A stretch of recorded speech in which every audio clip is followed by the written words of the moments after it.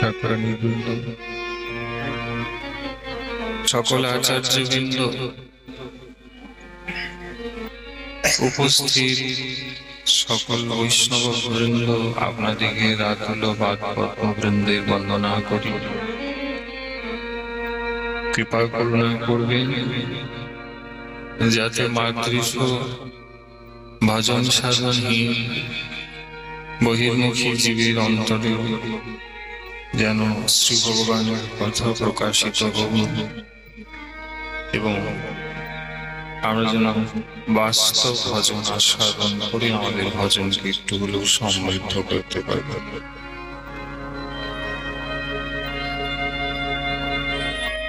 আমার সৌভাগ্য হয়েছে গৃহ মন্দিরে আদেশ হয়েছে একটু কৃপা করে সে ভগবত কথা আমাদের শোনাবেন। ভগবানের কথা গোপীরা বলছেন কথা নয়, অমৃত।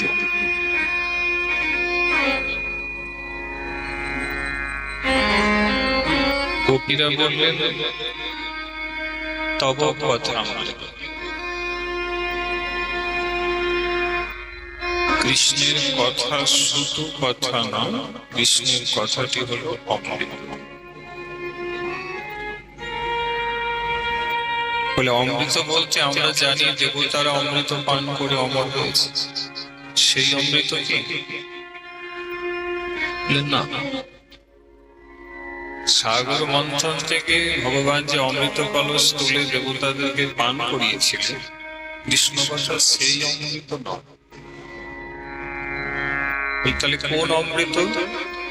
বললেন দেব তারা পান করা অমৃত কেউ যিনি তুচ্ছাতিত তুচ্ছ করেন, নিন্দিত বিনিন্দিত করে জয়যুক্ত হয়েছে, সেই হচ্ছে কৃষ্ণ কথা এবং সেই হচ্ছে কৃষ্ণ কথা।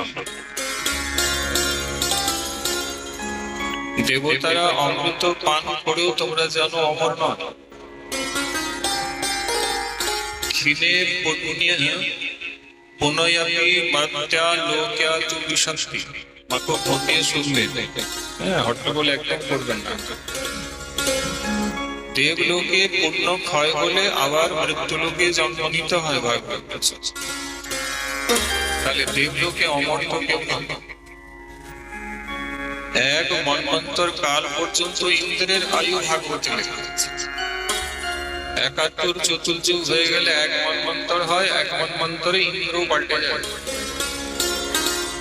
তার মানে দাঁড়ালো অমৃত যে দেবতারা পান করেছে তারা কিন্তু প্রকৃত পক্ষে অমর হতে পারে। কৃষ্ণ কথা কি জানেন? কৃষ্ণ কথা যদি কেউ পান করে নেয় তাহলে সে এমন ভাবে অমর হয়ে যায় যে চারি যুগে সব ভক্তরা মিলে তার মহিমা গান করে, তবে তার কীর্তি বিন্দু মাত্র ক্ষয় হয় না, অবিকৃত। এখানে ভক্তের অমরত্ব কৃষ্ণ কথা শুনে যে হয়, সেই অমরত্ব কি প্রকার? বলে ওই যে ভক্ত চলে যাওয়ার পরেও তার কীর্তি আমরা শুনছি, গাইছি, তাই না? বলে এইটাই হচ্ছে ভক্তের অমরত্ব। আপনারা বলেন ভক্ত চূড়ামণি, প্রহ্লাদজি, ধ্রুবজি এরা সত্য যুগে হয়েছে, কিন্তু কলিযুগে বসেও তো আমরা প্রহ্লাদজির মহিমা শুনি। প্রহ্লাদজিকে শুনি কেন? কারণ প্রহ্লাদজি ভগবত ভক্ত হয়েছে, বৈষ্ণব হয়েছে, ভগবান তার কীর্তিকে অমর করে দিয়েছে।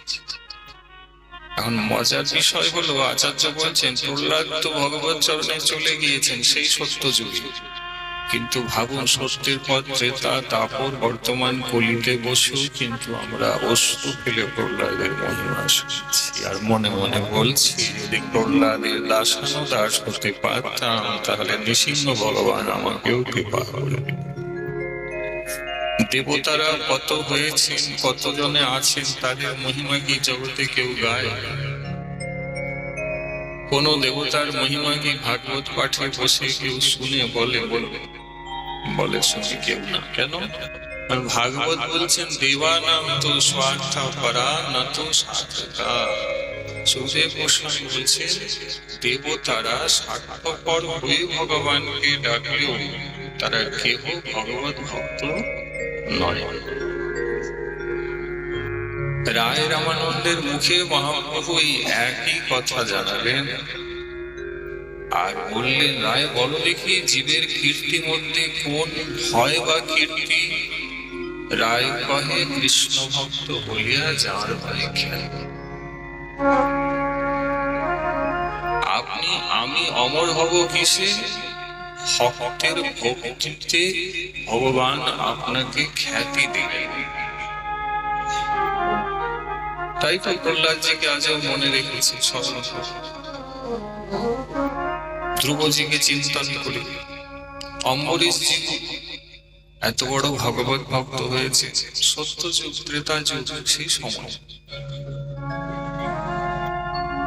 তাই আপনি আমি যে গুরু পাদাশ্রয় করে ভজন করছি, ভক্তি করছি বাবা, এই ভক্তি ভজনটুকুই আপনি আমি চলে যাবার পরেও জগৎবাসী গাইবে।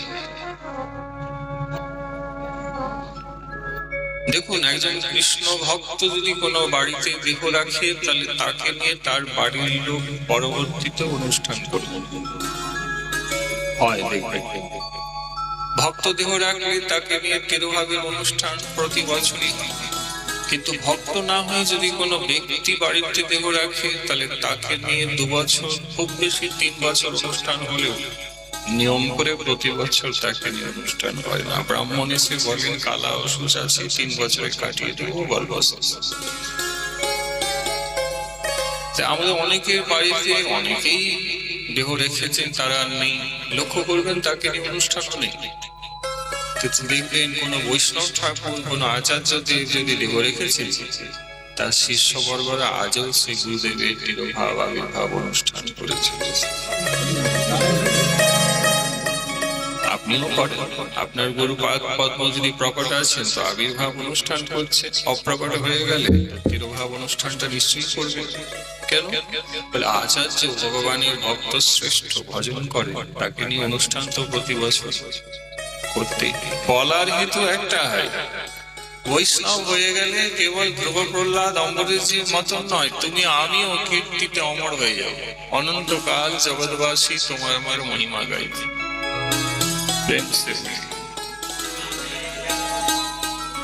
আওয়াজ হচ্ছে, কথা হচ্ছে। আমার অনুরোধ, এই যে হরিকথা আস্বাদন করতে এত কষ্ট করে আপনি আমি সবাই এসেছি, কোনো কথা বলবেন না।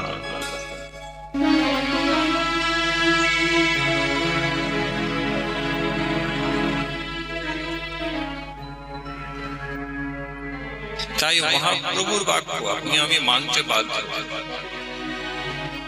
কীর্তি মানে খ্যাতি, ভক্ত হলে অমর। দেবতাদের অমরত্ব অস্থায়ী, ভক্তের কৃষ্ণ কথা পান করে যে অমৃত পান হয়, তব কথামৃতম তপ্ত জীবনম কবি বিরহিতং কলম শ্রবণ মঙ্গলম শ্রীমদাততম ভুবীর্ণম তৃতে পুরিদায়। ভজন করে যে অমৃত পান হয় সেটা কখনো ক্ষয় হয় না।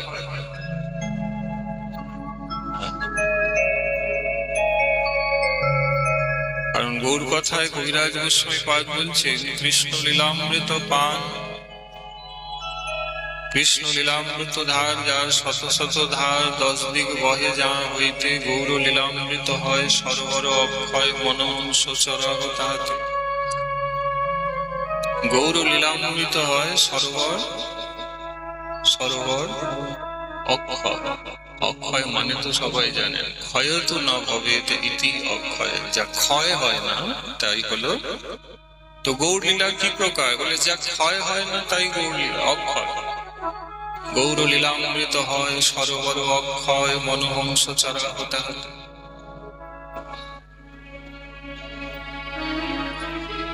এই জন্য আপনি আমি ভজন ভক্তি করার চেষ্টা করি, কেন মরে যাওয়ার পরে এটাই থাকে।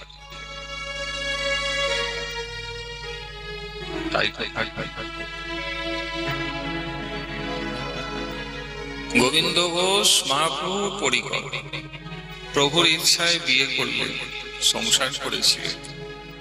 মহাপ্রভুই গোপীনাথ রূপে তার কাছে এসেছিলেন, গোপীনাথের সেবাও করলেন। ওই সেবা করতে করতে আগে স্ত্রী দেহ রাখলো, ছেলেটি ছিল, ছেলেটিও দেহ রাখলো। তিনি বড় দুঃখী হয়ে গেলেন। বলে, প্রভু তোমার লীলা আমি বুঝতে পারি না। আমি তো বলেইছিলাম আমি বিয়ে শাদী করবো না, তোমার সেবা নিয়ে থাকবো। তুমি বললে তুই বিয়ে কর, আর বিয়ে করে আমার বউও চলে গেল, আমার ছেলেও চলে গেল। আমি তো বুঝতে পারছি না কেন তুমি বিয়ে করতে বলবো, যখন কিছু থাকলোই না। দেখো সবই আমার ইচ্ছাতেই হয়েছে। আমি মনে করেছি যে তারাও কিঞ্চিত তোমার জীবনে যুক্ত হয়ে আমার সেবা দিয়ে করবে, তাই তারাও করেছে। তাদের সময় হয়েছে, তারা চলে গিয়েছে, তোমার সময় হলে তুমিও চলে যাবে। প্রভু আমিও যদি চলে যাব তা তো জানি, আমি চলে যাওয়ার পরে বলছি আমার মুখাগ্নি কে করবে, আমার সংস্কার গুলো কে করবে, করার তো কেউ নেই। তা আপনারা জানেন গোপীনাথজি বলেছিলেন, কেন তোমার এক ছেলে মরেছে বলে কি আরেক ছেলে তোমার নেই? বলে আমার তো একটাই ছেলে ছিল, আরেকটা ছেলে কে প্রভু? বলে কেন আমি তোমার ছেলে নয়। জি ভগবানের সাথে সম্বন্ধ পাতিয়ে নিতে বিলম্ব করলে আপনি লক্ষ্য করুন গোপীনাথ ভক্তের সাথে সম্বন্ধ আগেই করে নিয়েছে। এরকমটাও হয়? বলে হ্যাঁ হয়।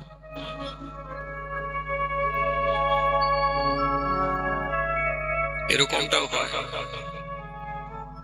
ভক্ত সম্বন্ধ ভুলে গিয়েছে, কিন্তু ভগবান ভক্তের সাথে সম্বন্ধ করে নিয়েছে। একই কথা, একই কথা, বরঞ্চ এটি শ্রেষ্ঠ। কেন? আমরা ভগবানের সাথে সম্বন্ধ করতে জানি না, কিন্তু তিনি যদি আমার সাথে সম্বন্ধ করে নেন তাহলে সেটা অবিকৃত চিরস্থায়ী সম্বন্ধ হবে, তার ক্ষয় কোনোদিনই হবে না।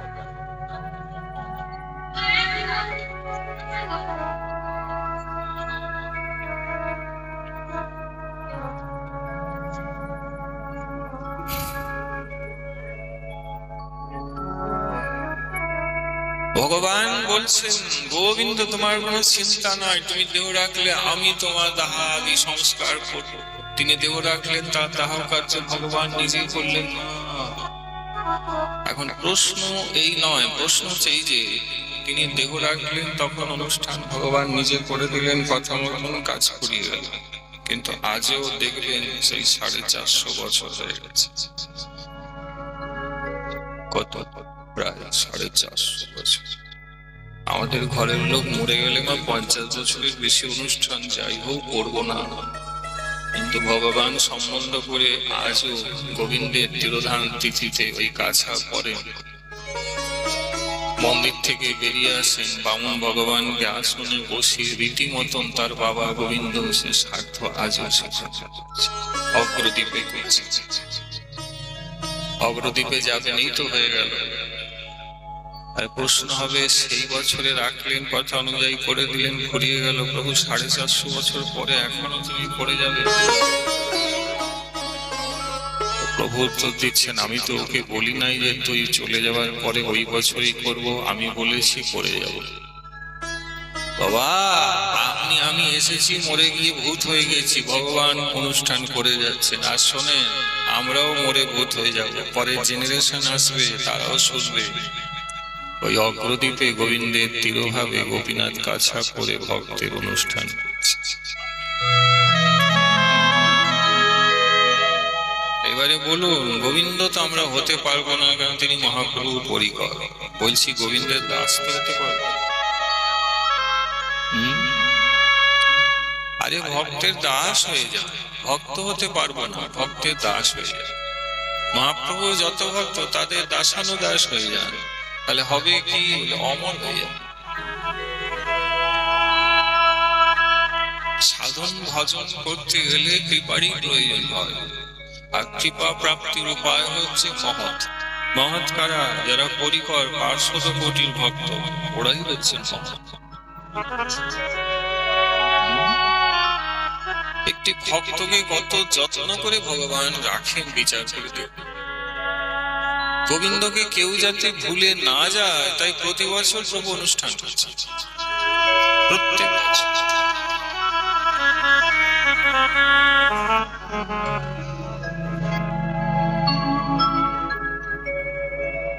গৌরাঙ্গ বলিতে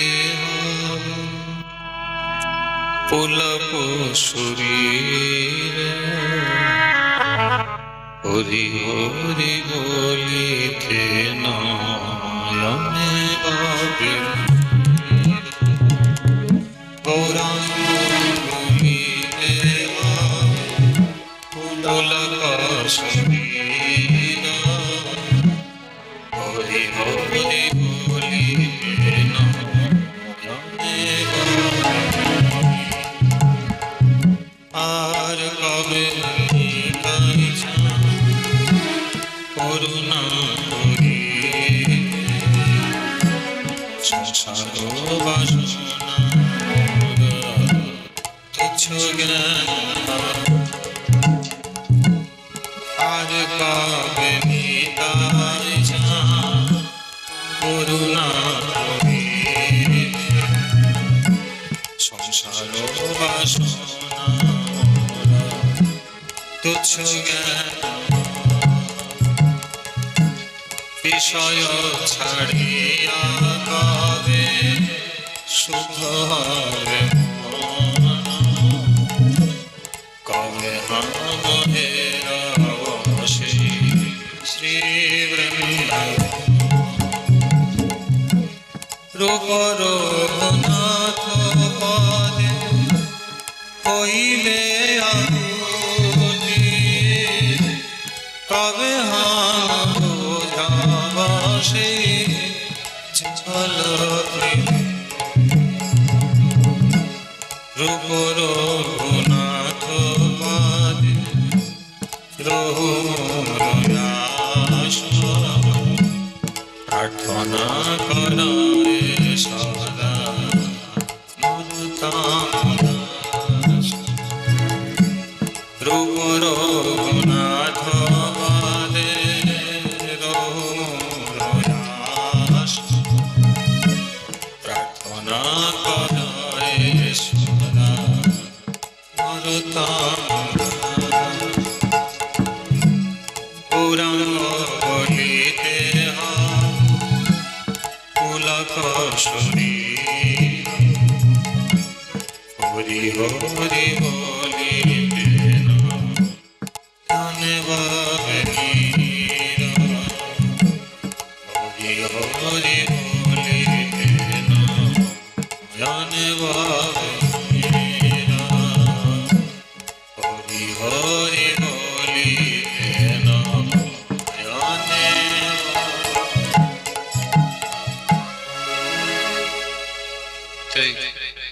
আমাদের মধ্যে ভাবনাটা হচ্ছে ভজন করলে মনে আকুলতা আসে, বুঝলেন বাবা?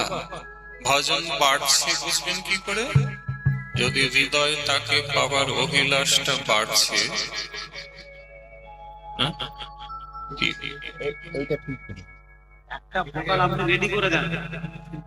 আরো মুখের সামনে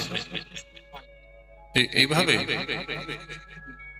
খুব মুশকিল। এটা একটু তো আমাকে মরতে হবে। আচ্ছা ঠিক, চেষ্টা করছি। তাহলে একবার বলেন জয় নিতাই। জয় নিতাই। নৃসিংহ ভগবান কি, সর্বস্বামী পাদ কি। আমাদের সময়টা কিন্তু খুব মূল্যবান, বুঝলেন? যখন সাধুর সঙ্গে বসবে, এই সময়টাকে ব্রহ্মাণ্ডের সবচাইতে অধিক মূল্যবান বলা হয়েছে। কেন জানো? ভাগবত শাস্ত্র বলছে, তুলয়াম লাভেনা পিনা স্বর্গং না পুনর্ভবম ভাগবত সঙ্গী সঙ্গানাম মর্তানাম কিমুতাহ শিশু। অর্থাৎ এই ব্রহ্মাণ্ডে অতি অল্প সময়ের জন্য সাধু সঙ্গের সাথে কোনো কিছুর তুলনা হয় না। কেন? বলে ওই যে লবমাত্র সাধু সঙ্গ সর্বসিদ্ধি হয়, ওই জন্য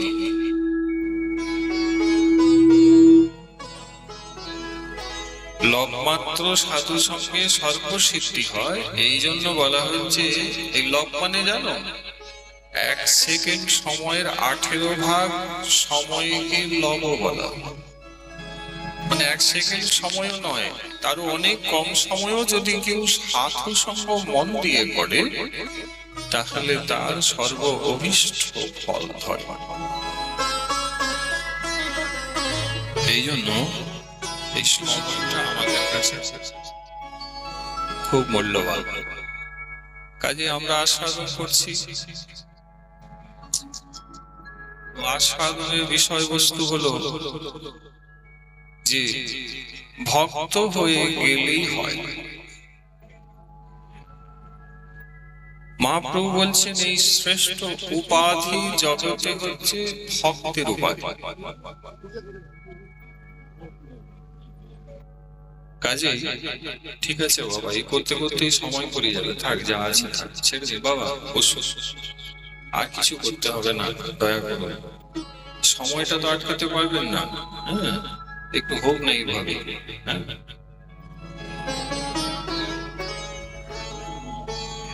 ভক্তমন্ডলী, ভক্ত হলে ভগবান আপনাকে অমর করে দিও।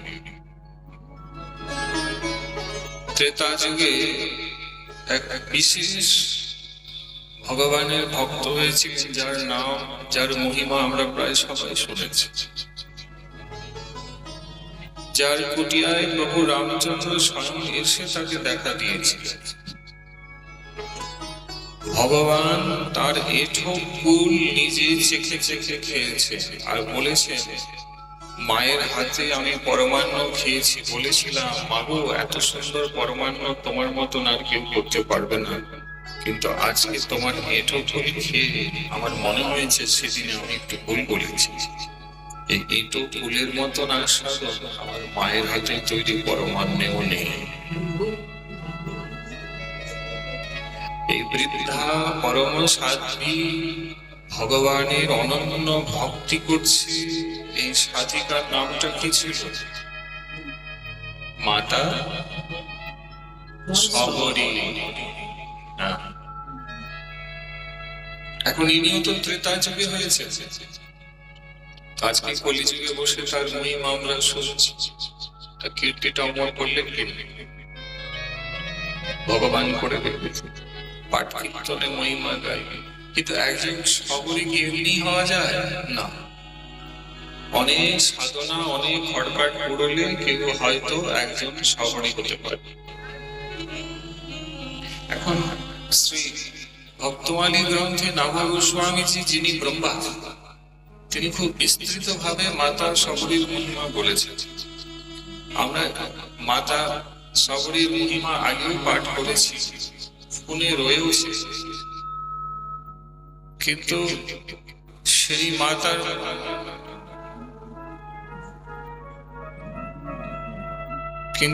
মাতার মহিমা 3 দিন ব্যাপী পাঠ করলে সেটি বোঝা যাবে, অনেক বিস্তৃত মহিমা।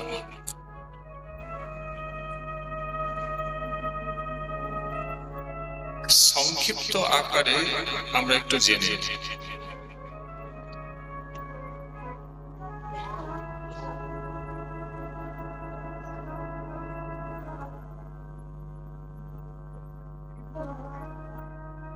সবুজ একটা কমের মতো সব জায়গায় তুলে দাও, তো দরকার নেই, তুলে দাও।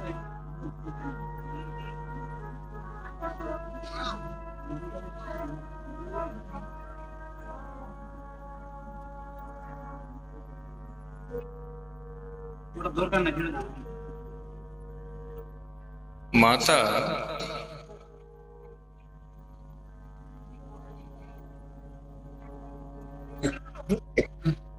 শবরী, আপনি যাকে বর্তমানে ভগবানের কৃপাধন্যা দিচ্ছেন, তেনার পূর্ব জীবনের প্রসঙ্গ কিন্তু অদ্ভুত। পূর্ব জীবনে এই শবরী অপূর্ব সুন্দরী এক রমণী ছিলেন।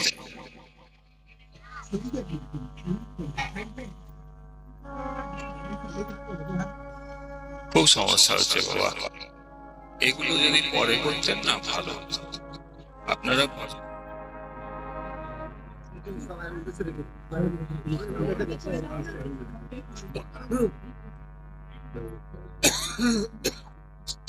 দাঁড়ান, আমি তো ভাবি বলবো না, কিন্তু বলতে বাধ্য করেন। মহাপ্রভু বলেছেন একটি অঙ্গে সাধনা ভক্তি এবং নিষ্ঠার সাথে করবেন। একটা যখন ভাগবত কথা শ্রবণের অনুষ্ঠান চলছে, তো এত আগড়ম বাগড়ম কেন করছে? এইটাই তো এখন মুখ্য সাধনা। ঘন্টা, এটা তো অশাস্ত্রীয় কাজ করছে। পাঠ কীর্তন এখানে হয় না, হয় না, এগুলো কেউ শেখায়নি তোমাকে। ঘন্টা, বাদ্য, শঙ্খ ভাগবত পাঠ চলাকালীন সম্পূর্ণ বন্ধ রাখবে। চরিতামৃত দেখেন নাই, পড়েন নাই? এক অঙ্গ সাধে কেহ সাধে বহু অঙ্গ, নিষ্ঠা হইতে উপজায় প্রেমের তরঙ্গ। একটা ভক্তির অঙ্গ ভাগবত কথার সাধনা যখন চলছে, তো তাতে নিষ্ঠা সবাই রেখে সেটাই শ্রবণ করুন। যে যেখানে আছে সেখানে সে শঙ্খ ঘন্টা কায়দা নকশার কোনো কিছু পাঠ চলাকালীন করবে না।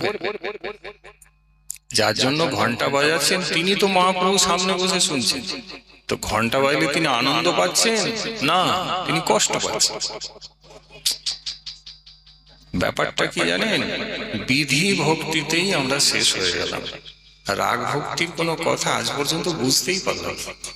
বিধিতে বৈকুণ্ঠে যাবেন, রাগ ভক্তি হলে রাধারানীর কুঞ্জ পাবেন। এবার বলুন, রাধারানীর কুঞ্জে যাবেন না বৈকুণ্ঠে যাবেন? তো বৈকুণ্ঠে যাবেন, তাহলে এগুলাই করতে থাকুন। কিন্তু আপনারা তো মহাপ্রভুর কৃপায় কেউ বৈকুণ্ঠের সাধক নন, বৃন্দাবনের নিকুঞ্জের সাধক, কিন্তু কাজটা তো উল্টো হয়ে যাচ্ছে।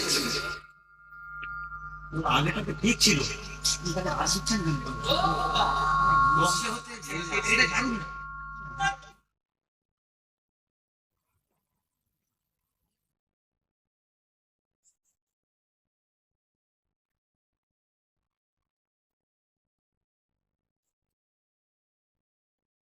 এটা একটু দুর্বল করে ভগবানের কথা। বাবা হাত জোড়ো করছি, ছেড়ে দিন না বাবা, আপনি বসুন না, বসুন, ছেড়ে দিন বাবা। আমি তো বলছি সময়টা আপনি আটকাতে পারবেন না, এই করে করে তো শেষ হয়ে যাবে। উফ, বসে পড়ুন না বাবা, ছেড়ে দিন, যা আর কিছু করতে হবে। এই করে সময়টা কি পারবেন আটকাতে? সময়টা চলে যাচ্ছে না, আমি মনে কষ্ট পাবো। যেটা বলতে এসছি একটু শুনিনি। তা বাবা, আপনাদের এখানে পাঠ কীর্তন হলে আবার তো হবে। ভগবত কথা পরিবেশন চলাকালীন একেবারে ধৈর্যতা, স্থিরতা, শান্তি, শৃঙ্খলা বজায় রাখবেন। পাঠ চলাকালীন অন্যান্য প্রভুর অনুষ্ঠান যদি হয়ও আনুষঙ্গিক, তা দুর্বল করে রাখবেন, ভগবত কথাকে প্রবল করে রাখবেন। যেমন অনেক ঘরে হরিকথা, অখণ্ড হরিনাম অষ্টম প্রহর চলে, তার মাঝে হয়তো দেখা গেল হরিকথার আয়োজন হয়েছে, তাহলে সেক্ষেত্রে কি করবেন না, ঘরের ভিতরে মন্দ মন্দ স্বরে নাম করবেন আর মাইকে ভগবত কথা পরিবেশন করবেন। ধরুন ঠাকুর সেবা করতে হবে, আমার নিয়ম, আমার হরি মন্দিরের সেবা করতে হবে, ঘন্টা বাজাবো না? বললেন না, যদি ভগবত কথা পরিবেশন হয় তখন ঘন্টা বাদ্য বাজাবে না, কেবল মন্ত্র মনে মনে উচ্চারণ করে পূজন করে দিবেন। কেন? কারণ ভগবান মহাপ্রভু স্বয়ং বসে কথামৃত আস্বাদন করছে। এটা রাগ ভক্তি। আসলে এগুলো আমরা ভাবিনি, তাই না? না ভাবার জন্যই সবকিছুই হয়ে যাচ্ছে।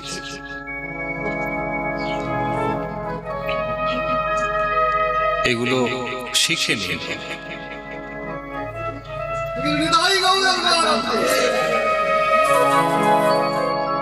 এটাই নিয়ম।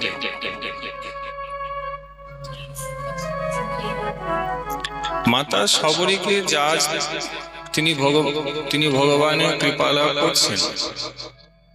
এই সবরী আগের জীবনে বড় সুন্দরী রূপবতী মহিলা ছিলেন।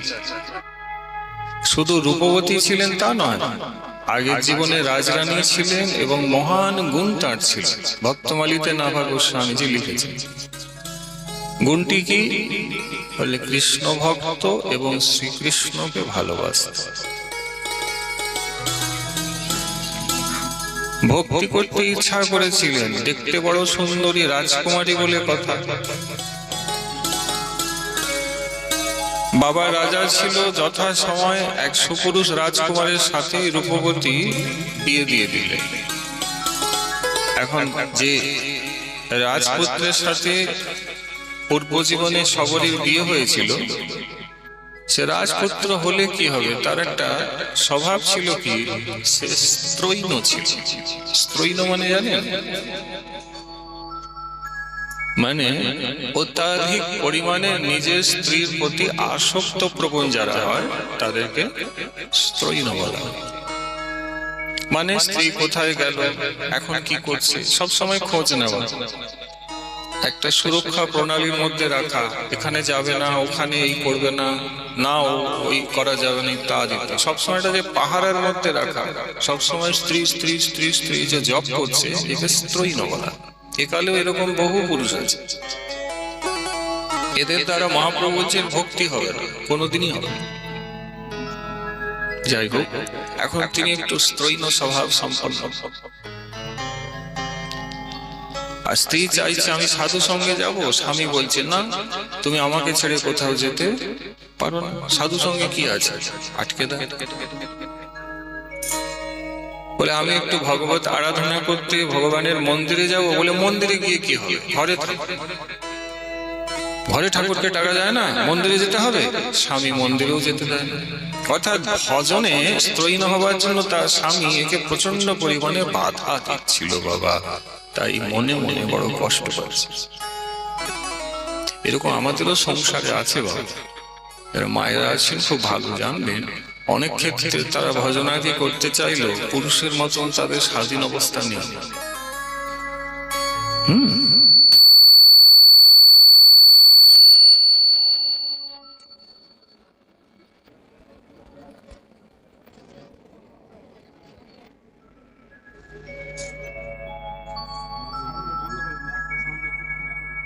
একটা সাউন্ড দিয়ে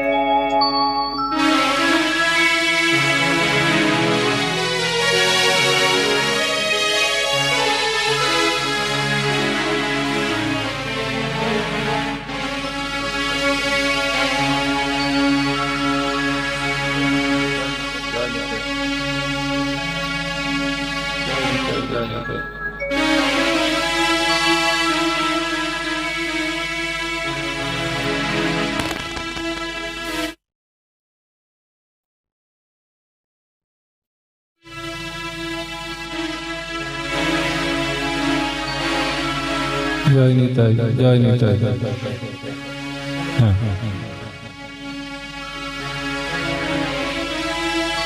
স্বামী সব জায়গায় স্ত্রীকে যেতে দেয় না।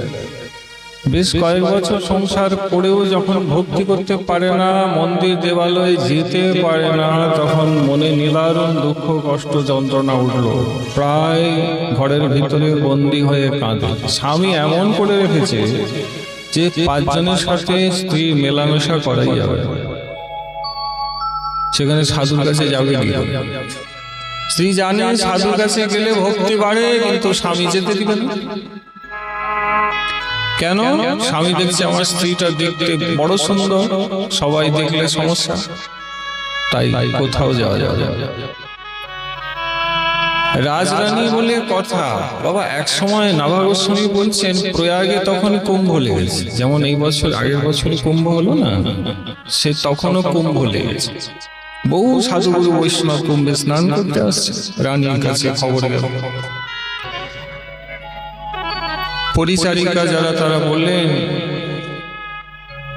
কুম্ভে অনেক সাধু আসছে, আপনি যাবেন, সাধু দর্শন হবে। বলে যাব কি করে, আমার তো সব জায়গায় যাওয়াই বাধা। বলে কোনো তো একটা উপায় করলে যেতে পারবে। বলে কি উপায় করবে? বলে সবাই তো স্নান করতে যায়, তো আমরা রাজা মহাশয়কে বলবো যে রানী আমাদের একটু স্নান করতে যাবে, স্নান করতে যেতে দিন। এই বলে যাব, সাধু দর্শন করব, সাধু কৃপা লাভ করবো, সাধুকে প্রণাম করবো, তাহলে তো হয়। বলে দেখ। তিনি নিজেও বললেন, স্বামী কুম্ভ স্নান হচ্ছে, সবাই স্নান করছে, পবিত্র লগ্ন, আমাকে অনুমতি দাও, আমি একটু স্নান করে আসছি। রাজা শুনলেন, বলে হায়, আমার স্ত্রী স্নান করতে যাবে, কিন্তু স্নান করতে গেলে তো সবাই দেখে ফেলবে। বলে ঠিক আছে, আমি ব্যবস্থা করছি, যাও। শুনেই রানী বড় খুশি হলেন যে রাজা আজ হাসি বদনে বলেছে তুমি যাবে, বাধা দেয়। কিন্তু রাজা ব্যবস্থা স্নানের কি করলে জানো? গ্রন্থে লেখা আছে যে পথ দিয়ে রানী স্নান করতে যাবে সেই পথকে দুদিক দিয়ে ঘিরে দিয়েছে,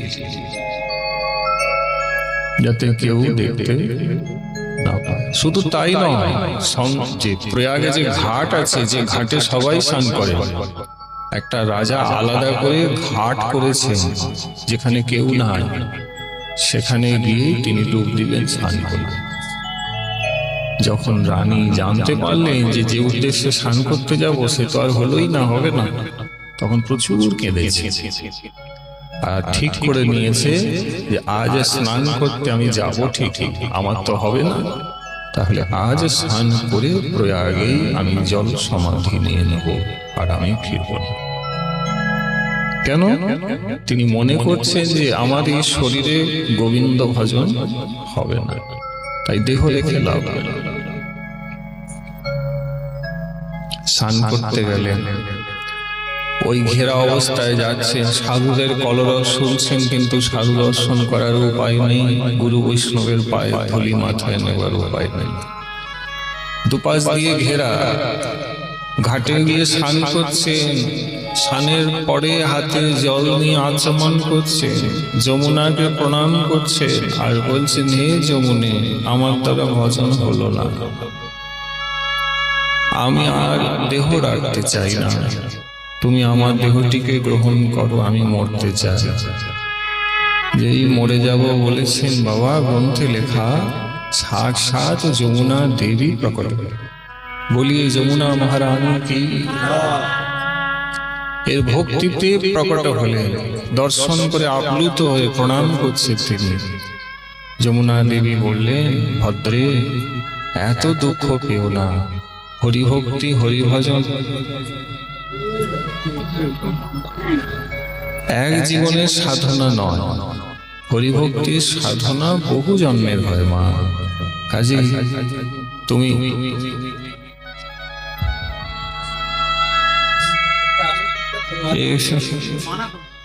আর আপনারা করতে দিবেন না, পাঠ করতেই দিবেন না।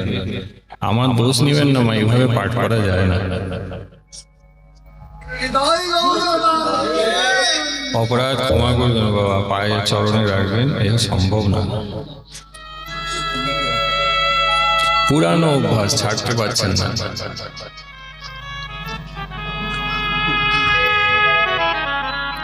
একটা স্ফুরণ হয়তো বারবার আমার স্ফুরণ বন্ধ হয়, মানে আমার তার বারবার কেটে দিচ্ছে। আমি গ্রন্থ দেখে পাঠ করি না, হৃদয় থেকে বলি, বারবার এত করছেন যে আমি পাঠ করতেই পারছি না। আবার চলে গেল, আবার যদি কিছু আসে বলতে হবে। খুব কষ্ট পাচ্ছি বাবা, খুব কষ্ট পাচ্ছি।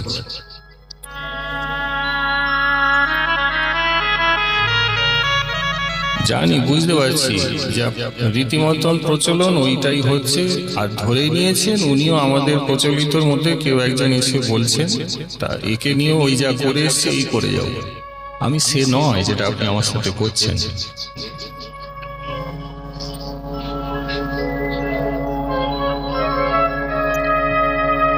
দীর্ঘকাল রাধা কুণ্ডে ছিলাম, আমাদের ভজনের সর্বোচ্চ স্থান। সেখানে বহু মহতের কৃপা, আপনাদের আশীর্বাদে পেয়েছি। তারা আমাকে পাঠিয়েছেন, বলল গ্রাম গ্রামান্তরে গিয়ে একটু পাঠ করে শোনা। এটা বলতে বাধ্য হলো, এগুলো না করলে বলতাম না, কিন্তু কিছু করার নেই।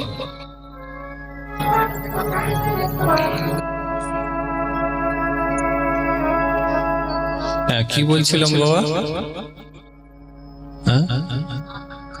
হ্যাঁ, তো স্নান করতে যাবেন, যমুনা দর্শন দিলেন। দর্শন দিয়ে বলছেন, প্রাণ ত্যাগ করলে তো হয় না, বলে এই দেহে তো ভজন হবে না।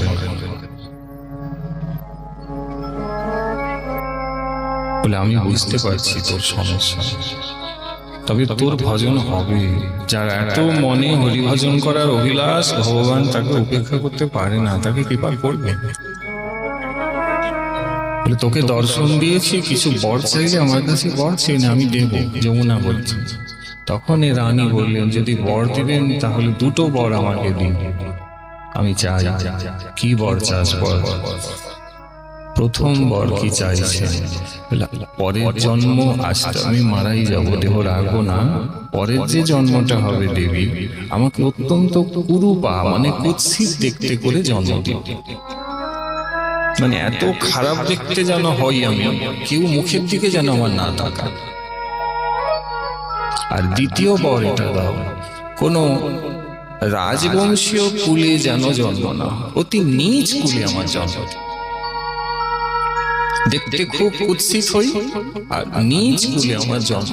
এই দুটি বর আমার চাই। যমুনা বলছে, আবার কিরকম বর চাইবে? এই বর চাইবার হেতু কি? সবাই তো এরকম বর চায় না। তো রানী কি বলছেন মন দিবে? বলে আমি বিচার করে দেখলাম, আমি খুব দেখতে সুন্দরী বলেই আজ আমার ভজনে বাধা। আমি রাজবংশীয় বলেই আমার এত পাহারা, দুদিকে ঘেরা, আমি স্নান করতে যাচ্ছি। আমি যদি পথের ভিখারিনী হতাম, আগে পরে আমার যদি কেউ না থাকতো, তাহলে এত সাধুর চরণে আমি অনায়াসে গিয়ে তাদের তুলে নিতে পারতাম।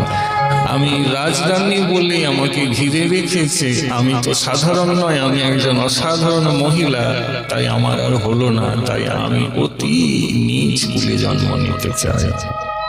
আর দেখতে সুন্দরী বলেই আমার এত পাহারা, আমি দেখতে খুব খারাপ হতে চাই। তাহলে কি হবে? কোনো পাহারা থাকবে না, যখন খুশি গুরু গোবিন্দের সঙ্গ লাভ করতে পারবে। যমুনা আশীর্বাদ দিয়েছিলেন, বলে তাই হবে। আপনি জানেন, এই রানী বহু সাধনা, বহু চেষ্টা করো, সেই জীবনে যদি হরিভজন করতে পারে না, দেহ রেখেছিল। আর ভগবানের আশীর্বাদে এই সবরই হয়েছিল। সবর জাতিতে জন্ম, সব থেকে নীচ কুল হচ্ছে সবর। বর হিসেবে ভগবান ওখানে জন্ম, আর দেখতে অত্যন্ত কুৎসিত। তাহলে যে দুটি বর চেয়েছিল, ওই বর নিয়ে জন্ম হয়েছে। বাবা বাবা, একজন বৈষ্ণব এমনি এমনি হুটহাট করে বৈষ্ণব হয় না বাবা। আপনার আমারও কিন্তু পূর্ব জীবনের একটা ব্যাপার আছে, আমরা জানি না, সে আলাদা কথা, কিন্তু পূর্ব জীবনের ব্যাপার আছে। গ্রন্থ তো তাই বলছে। ব্রহ্মাণ্ড ভ্রমিতে ভ্রমিতে কোন ভাগ্যবান জীব গুরু কৃষ্ণ প্রসাদে পায় ভক্তিলতা পেয়েছি। যে ভক্তিটা তুমি পেয়েছো, এটা এক জন্মের নয়, বহু বহু জন্মের কোন এক অনির্বচনীয় ভগবৎ সুকৃতিতে পেয়েছি। হঠাৎ করে আপনি আমি বৈষ্ণব হয়ে গেছি, এটা হবেই না, সম্ভব না। তা আপনি যাকে সবরী রূপে দেখছেন, প্রভুকে যে এঁঠো ফুল খাওয়াচ্ছেন, আজকে তো তার পূর্ব জীবনের মহিমা জানলাম। তাহলে এই হচ্ছে ঘটনা। তা তো হলো সবর কুলে জন্ম। যখন ওই কুলে জন্ম নিয়ে রয়েছেন, অল্প 12-13 বছর যখন বয়স, বাবা যে ছিল ঠিক করলো না, মেয়েটাকে আর ঘরে রাখা যাবে না, বিয়ে দিয়ে দিতে হবে। এখন বেদের ঘরে পশু হত্যা করা ওদের স্বাভাবিক রীতিনীতি। সেই বাড়িতে যখন বিয়ে হবে, এ তো জন্মেছে সবরী রূপে, সবর কুলে, তাই এর আসল নাম কেউ জানে না, সবাই বলে সবরী। আসল নাম কি জানা যায় না, সবর কুলে জন্ম, তাই সবরী। কিন্তু যেদিনে বিয়ের ব্যাপার, সেদিনে ঘরে দেখছে অনেকগুলো ছাগলকে বেঁধে রাখা হয়েছে। মাকে জিজ্ঞাসা করলেন, মা এত ছাগল বেঁধে রাখা হয়েছে কেন? এত ছাগল কি হবে? বলে তোর বিয়ে না, বরযাত্রী আসবে, তাদেরকে কেটে খাওয়াতে হবে।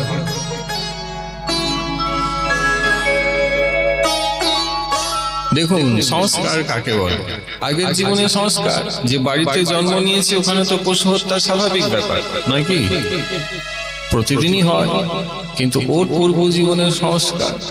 তাই যখন শুনলো যে আমার বিয়েতে এতগুলো ছাগলকে হত্যা করা হবে, এতগুলো প্রাণীকে মেরে ফেলা হবে, তখনই চিন্তা করলো, হায় তাহলে এ তো বিয়ে নয়, এ তো সর্বনাশ হবে। এই বিয়ে করে আমার তো কোনো মঙ্গল হবে না। এরকম বিয়ে কিন্তু আমরা অনেকে করেছি, মনে কিছু করবো। আর এখন খুব হচ্ছে এই বিয়ে। চিন্তা করুন, যে বিয়েকে মঙ্গল অনুষ্ঠান বলা হয়, সেখানে কত প্রাণীকে হত্যা করে প্লেটে দিয়ে দেওয়া হয়। প্রাণী হত্যার যে পাপ, তার হেতু কি হলো? ওই যে ছেলে মেয়েটার বিয়ে হচ্ছে, ওটাই হেতু। তাহলে ওই ছেলে মেয়ের জীবনটা কি সুখের হবে? হচ্ছে না, তাই হয় না। আমাদের ভারতবর্ষের সভ্যতা এবং সনাতনী শিক্ষা হয়েছে ধর্মপথে তুমি সাংস্কৃতিক অনুষ্ঠান করে নয়, শাস্ত্রীয় অনুষ্ঠানের মাধ্যমে বিয়ে শাদী করবে। কিন্তু এখন হয় না। সবারই বিচার করছেন, যদি আমি বিয়ে করতে যাই তাহলে এই অসহায় পশুগুলোকে কিন্তু মরতে হবে। মাকে বললো, মা আমি বিয়ে করছি বলে এদেরকে মারা হবে, তাই না? বলে হ্যাঁ। আচ্ছা মা, আমি যদি বিয়ে না করি? বলে তাহলে ছেড়ে দেওয়া হবে। ওই রাত্রে এইটুকু মেয়ে ঠিক করে নিল যে আমাকে তাহলে ঘর থেকে চলে যেতে হবে। কারণ আমি যদি ঘরে থেকে যাই, আজ নয়তো কাল আবার বিয়ের চেষ্টা করবে, আবার এরকম প্রাণীকে মারবে। আমি চলে গেলে অন্ততপক্ষে কিছু প্রাণীর জীবন রক্ষা হবে। মহাপ্রভু এই জন্য বলছেন, জীবে দয়া নামে দিচ্ছি বৈষ্ণব। বৈষ্ণব পরে হবে, আগে জীবে দয়া করতে হবে। জীবে মায়া করবেন না, জীবে দয়া। ভরতজি হরিণে মায়া করে দিলেন।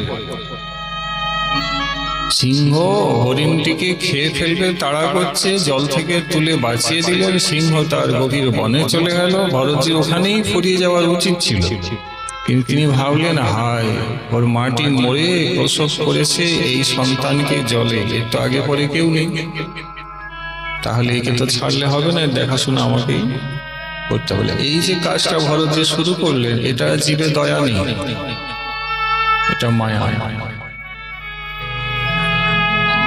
জীবে দয়া করুন, মহাপ্রভু শিক্ষা। মায়া করবেন না। ভরতজি মায়া করলেন ওই হরিণ শাবকের প্রতি। ফল কি হলো? হরি ভজন করতে সব ছেড়ে বনে এসেছিলেন, হরিণ চিন্তন করেই যদি মরলেন, পরের জীবনে হরিণ হয়ে গেল। তাই তফাৎটা মনে রাখবেন। জীবে দয়া মহাপ্রভু বলেছেন, জীবে মায়া নয়। কুকুর বাড়ির বাইরে এসেছে, খেতে দিন, এটা দয়া। রাস্তার কুকুরকে ঘরে ঢুকিয়ে পোষ্য করেছেন, এটা মায়া।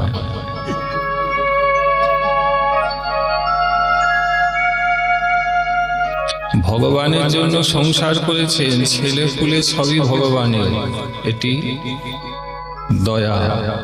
আর এটা আমার ছেলে, এটা আমার জায়গা জমি, এগুলো আমার, এটা মায়া। তাই কৃপা না হলে কোনটি দয়া আর কোনটি মায়া, এটা বিবেচনা করতে আমরা পারবো না। সবরই ঘর ছেড়ে চলে গেল। বিয়ে করলেই বিপদ আছে। ঘর ছেড়ে গেলেন তো গেলেন কোথায়? বলে এমন জায়গায় চলে যাব কেউ খুঁজে পাবে। দেখুন, সেই সবরই যে আগের জীবনে কোথাও বেরোতে পারে না, কিন্তু এই জীবনে ঘর ছেড়ে বেরিয়েছে। কেন? নিজ স্কুলে জন্ম, দেখতে অত্যন্ত খারাপ, আজকে বেরিয়ে গেল কোনো বাধা কে খোঁজ রাখবে। 12-13 বছর বয়স চলে গিয়েছে, গভীর বনে প্রবেশ করেছে, নির্জন কেউ নাই। বিচার করছে যে আমি বনে এসেছি, হঠাৎ করে স্মৃতিতে জাগলো আমার তো হরিভজন করাই কর্তব্য ছিল। মনে জেগে গেল আমি আগের জীবনে ভজন করতে পারি নাই, এই তো সুযোগ। কিন্তু ভজন করব কি করে? কারণ ভজন করতে গেলে তো সাধু কৃপা চাই, গুরু কৃপা চাই। সাধুদের কৃপা তো হয় নাই, সাধু খুঁজে পাই নাই।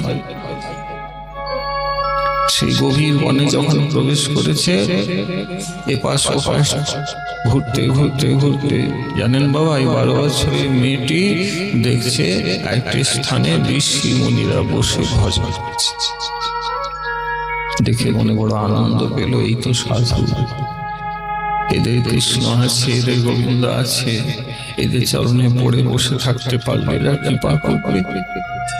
কিন্তু বিচার করছেন আবার যে সাধু কৃপা তো আর এমনি হয় না, কিছু করলে তবে কৃপা হয়। আমি সাধুর কাছে গিয়ে যদি বলি ওহে সাধু তুমি আমাকে কৃপা করো, হবে না। আগে সেবা করতে হয়, পরে কৃপা এমনি আসে। বুঝলেন? সেবা করলে কৃপা চাইতে হয় না, যারা সেবা করে না তারাই বলে কৃপা করো কৃপা করো কৃপা করো, তাদের ভাগে কৃপায় জুটেও না।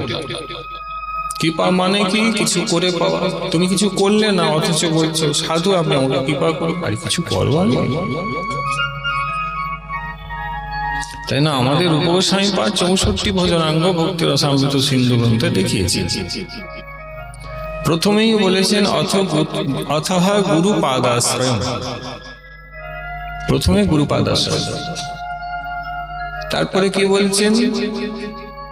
তদ্বিদ্ধি প্রণিপাতেন তস্যৈ অপি হি সেবনম, সেই গুরুপাদ পদ্ম আশ্রয় করে তার চরণে পড়ে তার উপদেশ মতন তার সেবা এবং পরিচর্যা করতে। 64 ভজনাঙ্গে প্রথমের যে 3টি ভজন সেটি গুরুতত্ত্বকে নিয়ে বলেছে। রূপ গোস্বামী পাদের বাক্য সেবা করলে কৃপা হবে, তাই তুমি সেবা করো, কৃপা বলতে হবে না, কৃপা এমনিতেই হয়ে যায়।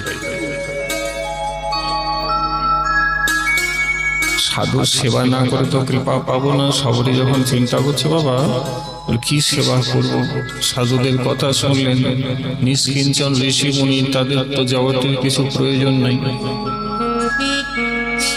কিন্তু তিনি লক্ষ্য করলেন আড়াল থেকে সাধুরা সকালবেলায় প্রাতঃকৃত্য করতে যায়, শৌচাদি আদি করতে যায়, যেখানে যায় আর কি সেই জায়গাটা আমি মার্জনী ধরে একটু পরিষ্কার করে দিতে পারি।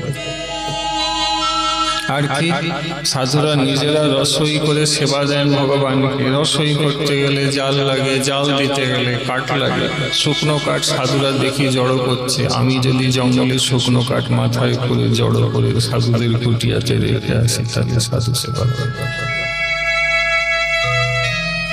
এই মেয়েটি কি করলো? বুঝে শুনে জঙ্গলে গিয়ে শুকনো কাঠ সেগুলো জড়ো করে মাথায় করে তুলে অশ্রু ফেলে আর বলে সাধু কৃপা করুন, আমি হরি ভজন করতে চাই। যেখানে তারা প্রাতঃকৃত্য শৌচাদি করে সেই জায়গাটাকে মার্জন করে রাখে। দিনের পর দিন করে যাচ্ছে, দিনের পর দিন। জানেন বাবা, লেখা আছে। বাকি সাধুরা তো খুব একটা লক্ষ্য করলেন না, তারা বললেন ভালোই হয়েছে, কেউ বোধহয় সেবা করছে। কিন্তু ওই বনে এক বিশিষ্ট ভগবানের কৃপাধন্য আচার্য ছিলেন, যার নাম ছিল মহর্ষি মতঙ্গ। তিনি যখন উপলব্ধি করলেন যে তার কুটিয়ার বাইরে কাঠ ফাট ফুরিয়ে গেলে কেউ দিয়ে চলে যাচ্ছে, কে দিয়ে যাচ্ছে তার হুঁশ পাওয়া যায়। আর যেখানে তিনি প্রাতঃকৃত্য করতে যান দেখছেন ওই জায়গাটা প্রতিদিনই কেউ পরিষ্কার করছে, কিন্তু কে করছে তা জানার উপায়। বাকিরা তো জানার চেষ্টা করলেন না, কিন্তু মতঙ্গজি বললেন সকল সাধুর মাঝে, বলে এতদিন আমরা ভালো ছিলাম জানো, কিন্তু আমাদের মধ্যে একজন চোর এসেছে। প্রেম সে বলি, আমাদের মধ্যে একজন চোর এসেছে, বা এই বনে একজন চোর এসেছে যে আমাদের জিনিস চুরি করছে। সাধুর বাক্য বোঝা বড় কঠিন। যে সাধু নিষ্কিঞ্চন, চুরি করার মতন কিছু নেই, সেই মতঙ্গজি বলছেন আমাদের মধ্যে একজন চোর হয়েছে, বা এখানে কেউ একটা বড় চোর এসেছে যে আমাদের মূল্যবান জিনিসকে চুরি করছে। এবার আপনারাই বলুন মা, সাধুর কোন মূল্যবান জিনিসকে চুরি করছে গো? বলো, তিনি কেন এই কথা বললেন? কি চুরি করছে বলো? সাধু যে ভজন বল, সাধন বল, সেটা আড়ালে থেকে সাধু সেবা করে চুরি করে দিচ্ছে। এটাই তো এক্ষুনি বললাম। যদি সেবা করেন তাহলে সাধুকে আর বলতে হয় না, যা সেবা করছো সে এমনিতেই কৃপা তোমাকে করে দেবে। অর্জুন বড় ধনুর্ধর হয়েছে মহাভারতে পায়, কিন্তু একলব্য যে হয়েছিল তার থেকে কিন্তু অর্জুনের ধনুর্বিদ্যা কম ছিল। এখন একলব্য আপনারা জানেন, দ্রোণাচার্যের চরণে পড়ে ধনুর্বিদ্যা শিক্ষা লাভ করা তারও ইচ্ছা ছিল, কিন্তু দ্রোণাচার্য রাজবংশীয় ছাড়া কাউকে ধনুর্বিদ্যা শিক্ষা দেয় না। ও একলব্য কোনো রাজকুমার ছিল না, অথচ তেনার কাছে শিখলেন। তিনি করলেন কি, গুরু দ্রোণাচার্যের একটা আলেখ্য রেখে ভক্তি ভরে প্রণাম করে তাকে প্রকট মূর্তি মনে করে ধনুর্বিদ্যা যেন তার কাছে শিখছেন তাই করলেন। এবং ফল কি হলো, দ্রোণাচার্য হাতে ধরে অর্জুনকে ধনুর্বিদ্যা তো শিখালেন, আর একলব্য চিত্রপট রেখে শিখলেন। কিন্তু শেষে কি দেখলাম, অর্জুনের থেকেও বড় ধনুর্ধর কিন্তু একলব্য হয়েছে। শুধু তাই নয়, আর ওই কি জানেন, গুরু দ্রোণাচার্যকে একলব্যর কাছে এসে আঁচল পেতে ভিক্ষা করতে হবে, হয় না? বলে, তুমি আমার কাছেই তো ধনুর্বিদ্যা শিখলে। বলে, হ্যাঁ গুরুদেব, আপনারই আলেখ্য রেখে শিখেছি। আপনি বলে, গুরুর কাছে কিছু পেলে গুরুকে দক্ষিণায় কিছু দিতে হয়, শিখলে আমার কি পায়, দক্ষিণায় তো কিছু দিলে না। বলে, আপনি যা চাইবেন তাই দেব, বলুন কি চাই। দ্রোণাচার্য বললেন, তোমার বৃদ্ধাঙ্গুষ্ঠটা তুমি কেটে আমাকে দিও। তো কেটে তিনি দিয়ে দিয়ে হাসছে। দেখো, দ্রোণাচার্য বলে, হাসছো? বলে, হাসছি এই জন্য আজকে আমার ধনুর্বিদ্যা সফল হয়ে গেল। বলে, আমি তোমার আঙুল কেটে নিলাম, তুমি আর ধনুর্বাণ চালাতে পারবে না, সফল হলো কি করে? বলে, দেখুন, আপনার আদেশ মতন অর্জুন হয়তো ধনুর্বিদ্যা অনেক বড় হবে, ধনুর্বাণ চালাবে, অনেক কিছু করবে, আমি জানি। আপনি বলুন, অর্জুনের কাছে কি গুরুদেব আপনি এইভাবে আঁচল পেতে ভিক্ষা করবেন? আমার ভজন বিদ্যা সাধন বিদ্যা ফুরালো কেন? আমার গুরুদেব আমার কাছে আঁচল পেতে ভিক্ষা করলো। তুমি কিছু বাবা, তাই কৃপা চাইতে হয় না, সেবা করলে কৃপা এমনি হয়ে যায়। মতঙ্গজি বললেন, আমাদের মধ্যে একজন চোর হয়েছে বা কেউ চুরি করছে। চুরি মানে ভজনটা চুরি হচ্ছে, ওই যে সেবা করছে মানেই চুরি হয়ে যাচ্ছে। তাই জন্য যারা শুদ্ধ ভক্ত হন না, ভজনের কথা বলছি, তারা অন্যকে সেবা দেন না, নিজের ভজন সাধনে যা প্রয়োজন নিজেই করে নেন। বৃন্দাবনে যাবেন এমন অনেকেই আছে, আপনাকে সেবা করতে দিবেন না। আপনি প্রণাম করলে ঘুরে আপনাকে প্রণাম করে নেবেন। কেন প্রণাম করছে? আপনি দাঁড়িয়ে আছেন, তাহলে আপনাকে তাকে কৃপা করতে হবে। আর ঘুরে প্রণাম করলে সমানে সমান হয়ে যাবে। আমার দাদু প্রভু বৃন্দাবনের সিদ্ধ মহাত্মা ছিলেন, ওনাকে আজ পর্যন্ত কেউ প্রণাম করতে পারে না। মানে উনি ভজন করছেন সিদ্ধ মহাত্মা, আর যদি দেখেন কেউ নবাগত এসে ওনাকে দণ্ডবোধ দিচ্ছে, উনি দণ্ডবোধ দিবার আগে আমার দাদু প্রভু লম্বা হয়ে শুয়ে ওনাকেই প্রণাম করবেন। উনি শুয়ে পড়বেন, তার আগে আমার দাদু প্রভু লম্বা হয়ে শুয়ে পড়ে যায়, প্রণাম করছেন। তো বড় লজ্জিত হতেন, বলে, হায় আপনি? বলে, আমি তো প্রণামের যোগ্যই নই, তুমি আমাকে কি প্রণাম করবে? তাই তোমার ভিতরে ভগবান আছে, আমি তোমাকেই প্রণাম করব। তাই কেউ প্রণাম করতে ওনাকে পারে না। এক বাবা বললেন, চরণ স্পর্শ করে প্রণাম করতে দিন। শাস্ত্রে চরণ স্পর্শ প্রণামের কথা লেখা নাই, লেখা আছে চরণের ধুলাকে প্রণাম করবে। গোপীদের প্রসঙ্গ বলতে গিয়ে, গোপীরাই তো গোপীনাথের শ্রেষ্ঠ ভক্তা, তো গোপীদের প্রসঙ্গে ভাগবতে কি লেখা আছে? লেখা আছে, বন্দে নন্দ ব্রজশ্রেণাং পাদ রেণু অভিঘ্নস যাসাং হরি কথদ গীতং পুনাতি ভুবনত্র।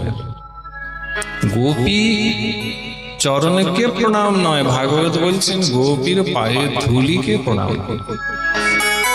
কাজে কোনো ভক্ত যদি বলেন পায়ে হাত না দিয়ে দূর থেকে প্রণাম করুন, এক্ষেত্রে আপনি কি করবেন? আপনি কি বলবেন আমি বঞ্চিত হলাম? না, চরণটা যেখানে পড়ছে সেখানে যে ধুলা আছে উহাই গ্রহণ করুন, ওইটি শ্রেষ্ঠ।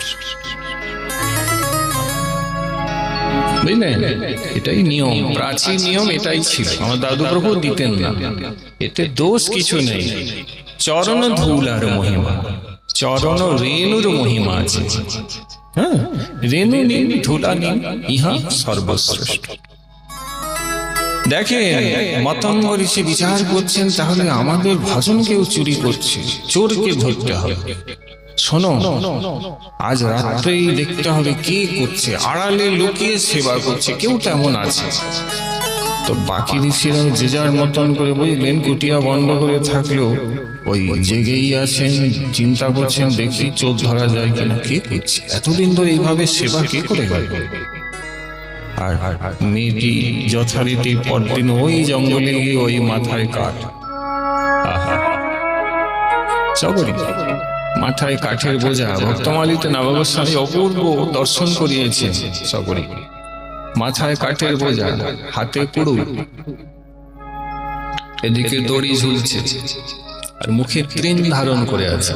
তৃণ মানে আমি অতি নীচ, আমি লুকিয়ে সাধু সেবা করছি এই জন্য যাতে ভগবানের কৃপা পাই।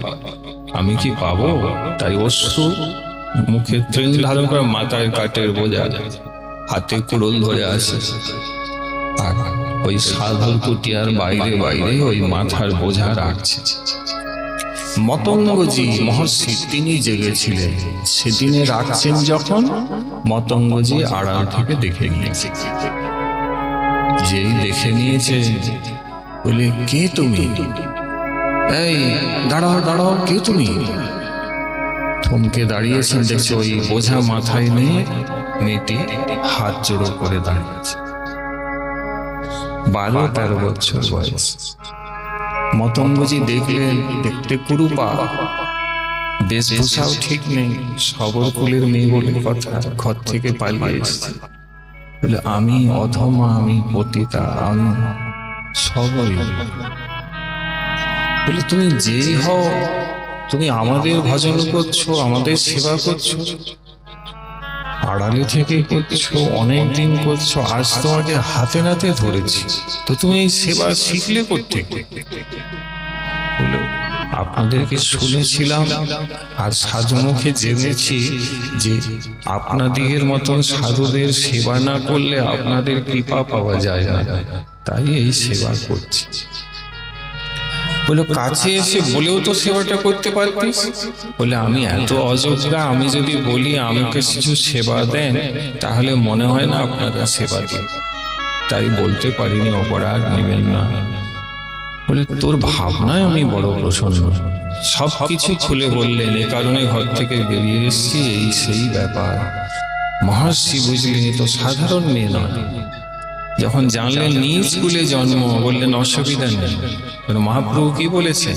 সৎকুল নহে কৃষ্ণ ভজনের যোগ্য, আর নিজ কুল যেই ভজে সেই বড়, অভক্তহীন ছাড় কৃষ্ণ ভজনে নাহি জাতি কুলাদি। কাজেই তোর সেবাতে আমি প্রসন্ন হয়েছি। তাছাড়া তুই যা সেবা করে যতখানি কৃপা আমাদের কাছ থেকে পেয়েছিস, তার কৃপা তো তোকে এখন আমাদেরকে করতেই হবে। তো কি কৃপা করবেন গুরুদেব? বললে, যা পম্পা সরোবরে স্নান করে আয়। পম্পা সরোবর আজও আছে, দণ্ডকারণ্যে। স্নান করে আয়, স্নান করে এলেই আমি তোকে দীক্ষা দেব। চক্ষু দান দিলা যে জন্মে জন্মে গুরু সে, দিব্য জ্ঞান হৃদে প্রকাশিত। প্রেম ভক্তি যাহা হইতে অবিদ্যা বিনাশ যাতে, বেদে গায় যাহা দীক্ষা দেব। এবার বলুন মা, বিচার করবেন, বিচার করবেন, ঘরে গিয়েও ভাববেন, দীক্ষাটা কি এমনি এমনি হলো? সুদীর্ঘকাল সেবা করেছেন তবে দীক্ষা। আমাদের গৌড়ীয় ধারায় দেখুন এই একই প্রসঙ্গ আছে। শ্রী নরোত্তম দাস ঠাকুর মহাশয়, আপনারা ভজনানন্দী ভজনশীল বললেই বুঝতে পারবেন, মহাপ্রভুর পরিকর শ্রী নরোত্তম দাস ঠাকুর মহাশয় নিত্যানন্দ প্রেমাস্রোতে যিনি প্রকট হয়েছেন, যার প্রেম ভক্তি চন্দ্রিকা লক্ষ ভক্তি শাস্ত্র গ্রন্থের সমান, সেই শ্রী শ্রী নরোত্তম দাস ঠাকুর মহাশয় মহাপ্রভু এনাকে স্বপ্নে দর্শন দিয়ে বললেন, নরোত্তম তুমি ব্রজে যাও, ব্রজে গেলে তুমি তোমার গুরুপাদ পদ্মকে পাবে। তিনি হচ্ছেন শ্রী লোকনাথ গোস্বামী, তিনিও গৌর পরিকর। তেনার কাছে তুমি মন্ত্র দীক্ষা পাবে। প্রভুর আজ্ঞা মতো শ্রী নরোত্তম ব্রজে এলেন। ব্রজে এসে শ্রীজীব গোস্বামী চরণে পড়লেন। শ্রীজীব গোস্বামী পাদ নরোত্তমকে সেই লোকনাথ গোস্বামী পাদের কাছে নিয়ে গেলেন। আজ প্রকট লীলায় প্রথম তিনি গুরুদেবকে দর্শন করছেন। এদিকে শ্রী লোকনাথ গোস্বামীকেও মহাপ্রভু স্বপ্ন দিয়ে বললেন যে নরোত্তম ব্রজে আসছে, ও এলে তুমি তাকে দীক্ষা দিও।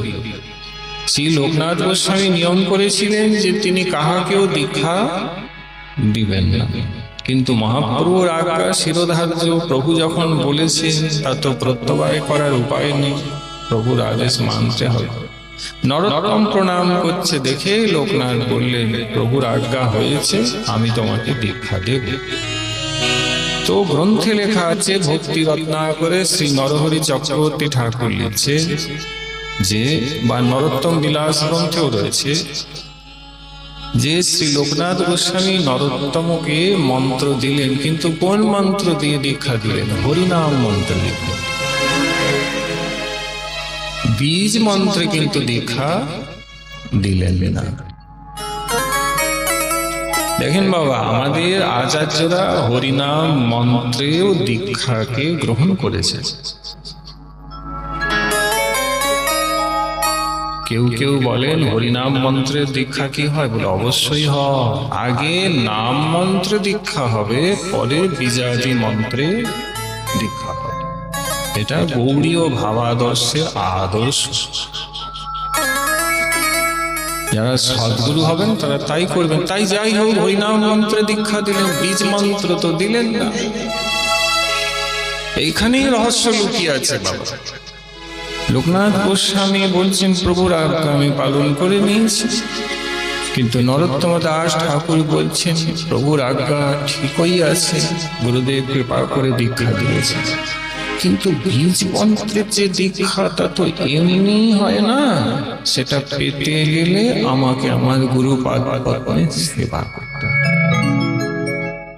আমি এসেই সব পেয়ে যাব, বিনি সেবা করে তা তো হয় না। তাই ঠাকুর মহাশয় কি করলেন? সর্ববিদিত, সকলেই জানেন গৌড়ীয় ধারার সে অদ্ভুত ঘটনা।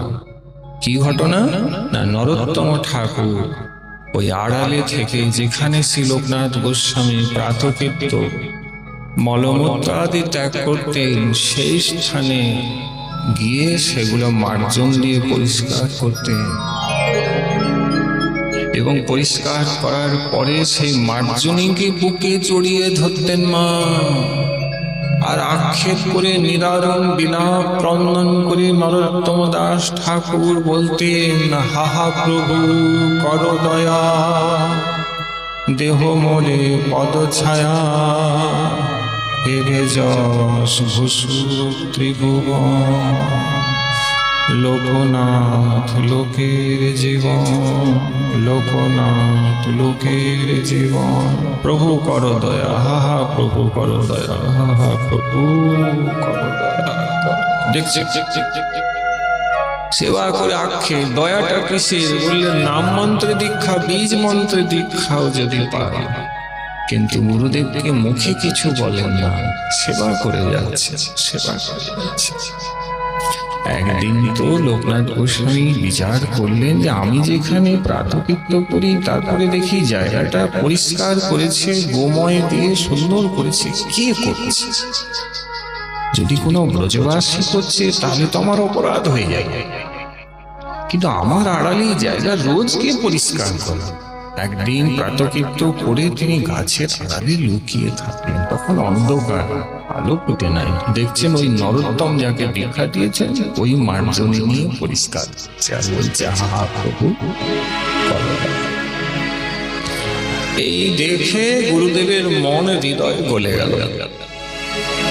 এই প্রকার মলমূত্র পরিষ্কার করে ঝাঁটাকে বুকে জড়িয়ে আর আক্ষেপ করে হা গুরুদেব কৃপা করো, এরকম সবাই তো পারে না। লোকনাথ গোস্বামী আড়াল থেকে বেরিয়ে এসে নরোত্তমকে বুকে জড়িয়ে বললেন, নরোত্তম, তুই আড়ালে সেবা করছিলি? লজ্জিত বদনে নরোত্তম মাথা নিচু করে, কেন?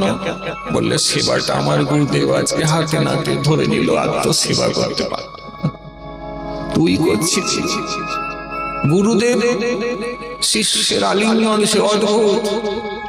শ্রী আচার্য চরণে নরোত্তমকে আর বলতে হলো না, মা গো, যে গুরুদেব বীজ মন্ত্রের দীক্ষাটা হয়নি। গুরুদেব নিজেই বললেন, চোখের জল নড়ছে, নরোত্তম যা যমুনা স্নান করে আয়, আজকেই তোকে আমি কিশোর গোপাল মন্ত্র অর্থাৎ বীজাদি মন্ত্রে দীক্ষা দান।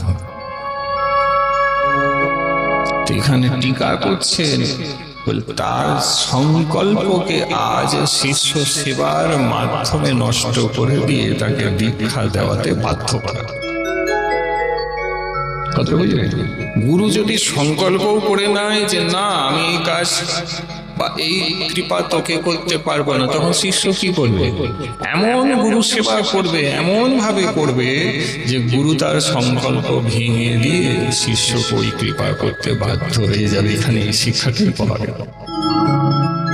সবরীয় তাই নিরন্তর সেবা করেছে। মতঙ্গ ঋষি বলছেন, অনেক ভজন তো চুরি করেছিস, কেউ যদি সেবা করে তাকে কৃপা করতে হয়। আরে মা, তুই অনেক সেবা করেছিস, যা পম্পা সরোবরে স্নান করে আয়, আমি মতঙ্গ তোকে দীক্ষা দিই।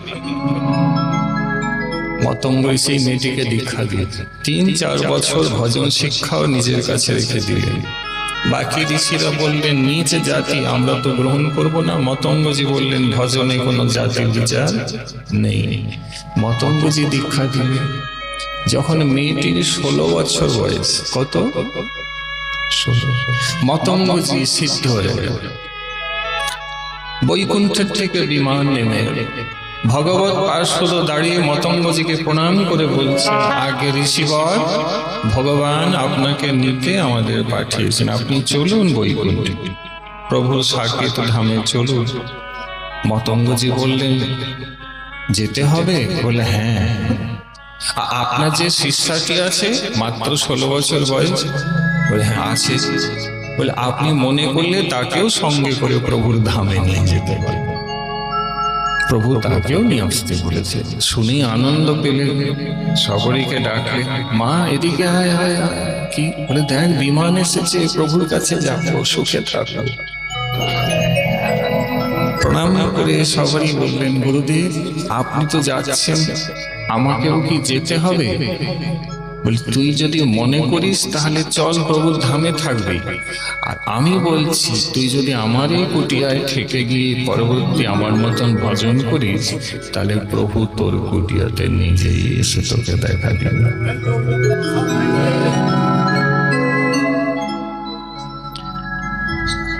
তো গুরুদেব, আমার কোনটা করো কর্তব্য? বলে, আমি চাই তুই এখানে থেকে ভজন কর। তুই দেখবি একদিন প্রভু তোর কাছে। রামচরিত মানসে গোস্বামী তুলসীদাস লিখেছে, সবরই সারা জীবনে একটাই ভজন করেছে, একটি তার ভজন ছিল। জানেন কোন ভজন? ও জপ একটাই মন্ত্রের করতো। ওর মন্ত্র জপ কি ছিল কেউ জানতো না, কিন্তু সবরই মন্ত্র একটাই ছিল। যেমন আপনি আমি হরিনাম জপ করি, সবরই কোন মন্ত্র জপ করতো জানেন? গুরুদেব যে বলে দিয়েছেন মন্ত্রটি ওইটাই। কোন মন্ত্র? প্রভু একদিন আমার কাছে আসবে, প্রভু একদিন আমার কাছে আসবে, প্রভু একদিন আমার কাছে, প্রভু আসবে, প্রভু আসবে, প্রভু আসবে, প্রভু আসবে। এই জপ। এই সকাল হয়ে গেল, সরোবরে স্নান করতে যাচ্ছে, প্রভু আসবে, প্রভু আজ আসবে, প্রভু আজ আসবে। ফুল তুলছেন, মালা গাচ্ছেন, ফল সেবা দিবে, কুল মিষ্টি কুল দিতে হবে, কোনটা টক কোনটা মিষ্টি তাই চেখে চেখে রাখছে। প্রভু আসবেন, প্রভু আসবেন, প্রভু আসবেন। আসন পাচ্ছে, ফুল দিয়ে পথ সাজিয়ে দিচ্ছে, প্রভুর চরণে যেন ব্যথা না লাগে, প্রভু আসবে।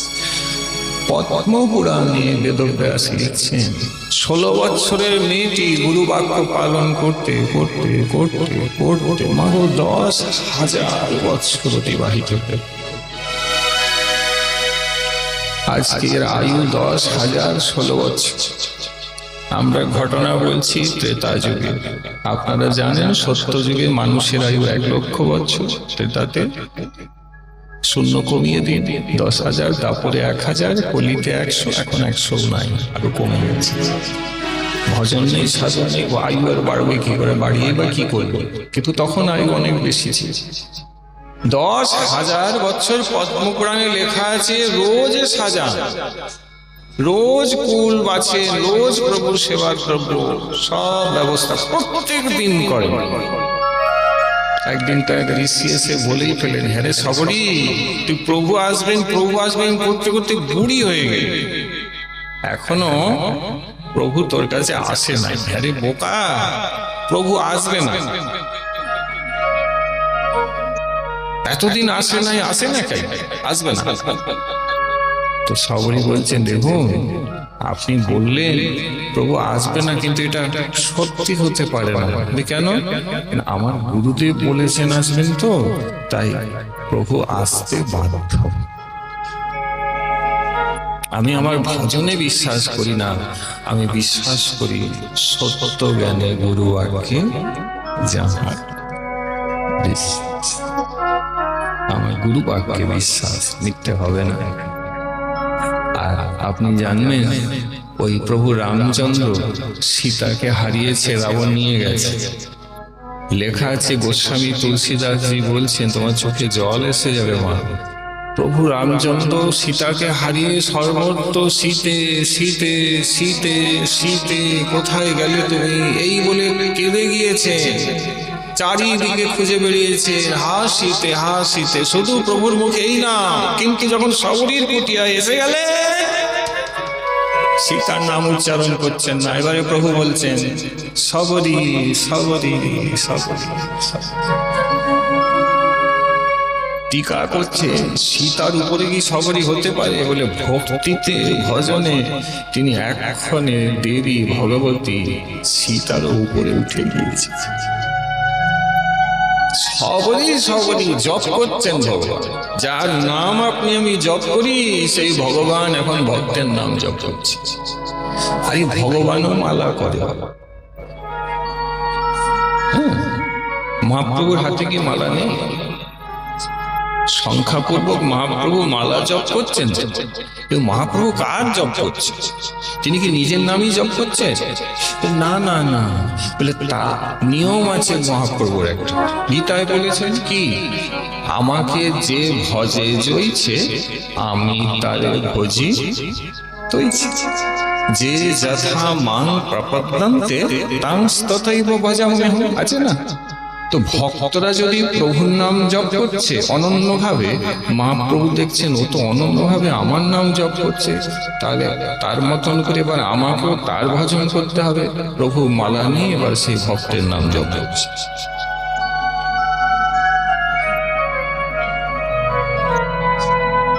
প্রভু মালা জপ তুমি যদি তার নাম করো তখন বাধ্য হয়ে যান, বলে তাহলে তোর নামটা আমি জপ করব।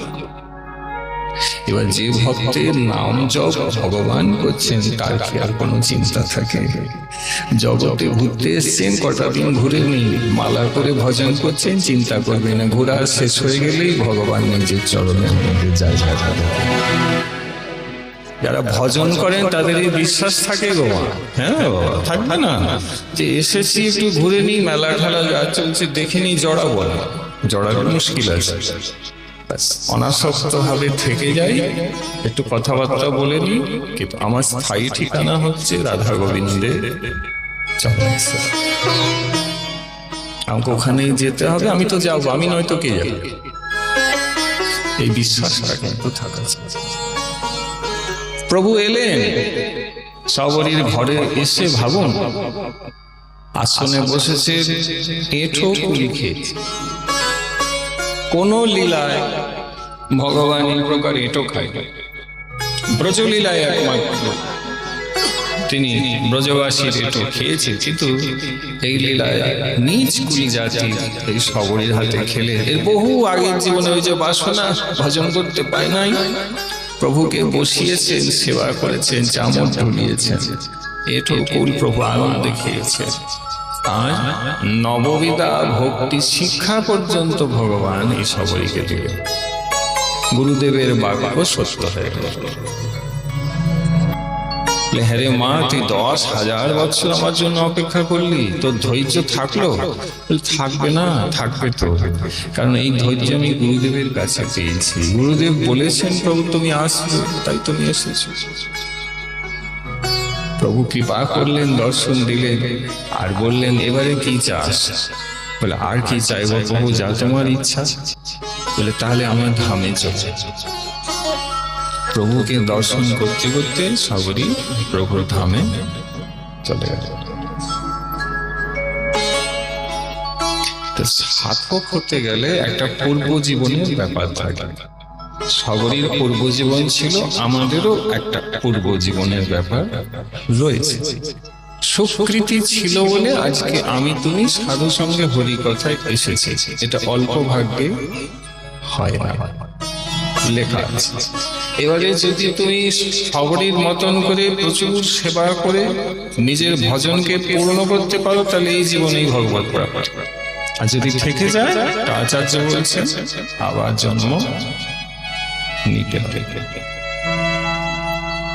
তাই আমাদের কৃষ্ণ ভজন পূর্ণ করে নেওয়াই কর্তব্য, এই দেহে শাস্ত্রে বলা আছে।